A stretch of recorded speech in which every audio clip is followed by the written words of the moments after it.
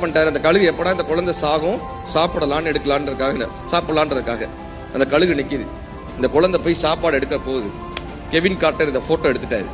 New York டைம்ஸ்ல இந்த photo வந்தது. மிகப்பெரிய அளவில் அந்த போட்டோ பேசப்பட்டது.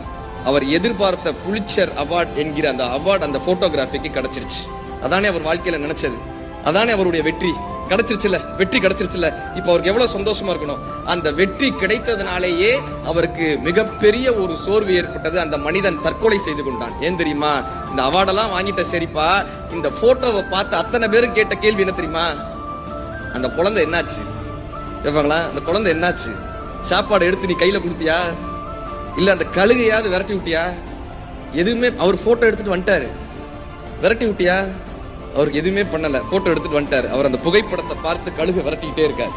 மன ரீதியாக பாதிக்கப்பட்டு கெவின் கார்ட்டர் தற்கொலை செய்து கொண்டார் என்பது வரலாறு. வெற்றி அடைவதால் வாழ்க்கையில் மகிழ்ச்சி வருவதில்லை, மகிழ்ச்சியாய் வாழ்வதுதான் இந்த வாழ்க்கையினுடைய வெற்றியே. ஒவ்வொரு